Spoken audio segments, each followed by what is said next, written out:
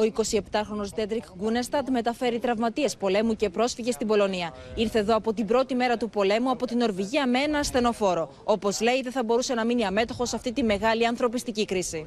These days I am driving in Ukraine with the ambulances, and we are supplying the hospitals with medications, with medical equipment, everything they need. And then we are driving patients and refugees back to Poland or to other cities. Do you remember a shocking story of a person that you picked up these days? Oh, there's so many of them, but we have had a couple of cases where the families are being separated, and I think that's the most difficult because they already have a crazy story running away from Kiev, from Kharkiv, from Mariupol. And they're coming to Lviv to seek refugees and go to Poland. So to see the families splitting up, the fathers and husbands are going to war, and the children and women are staying, it makes my heart break. So it's difficult, yeah. Η κυρία Νατάσα μαζί με το γιο της, το 13χρονο Βολοντίμιρ, προσπαθούσαν να εκενώσουν την περιοχή του Κιέβου όταν το αμάξι τους πυροβολήθηκε. Ο σύζυγός της, όπως και ο ανιψιός της, δεν είναι πια στη ζωή. Ο Βολοντίμιρ έχει τραύματα και βρέθηκαν στο νοσοκομείο εδώ στο Λβίβ για αποκατάσταση. Πλέον έχουν μπει μέσα στο ασθενοφόρο και μετακινούνται προς την Πολωνία, ώστε το παιδί να υποβληθεί σε χειρουργική επέμβαση.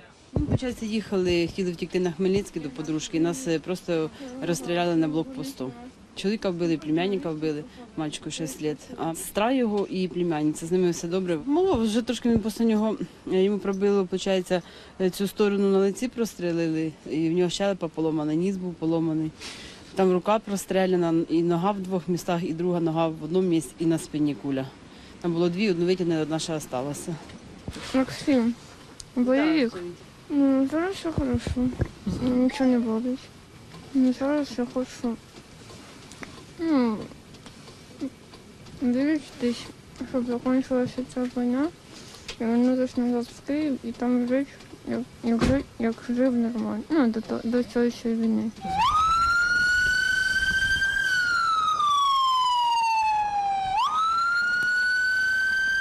Смысл 50 на 50 болит. Но у меня болит, ваш укол большой укололи. Потому что страдаю за всеми. Много людей, много знакомых, все поразжались, все, никто не отвечает. Только вы... Говорить вообще, ну, наши семьи порвало все, да, наши все знакомые поразили. Ну, это словами это не передать, я не понимаю, за что нам это все. It's really important for me to help, and I had the opportunity and I had the time, and instead of sitting home, I wanted to do something, so I came here to use my time. There is one moment every day when we pick up patients or refugees at the border. When we come to the border, people are getting a little excited, even though they're sad and running away from bombs. You see a little smile on their faces because they know soon we are safe. And when we cross the border, they are so happy, and it makes it worth it.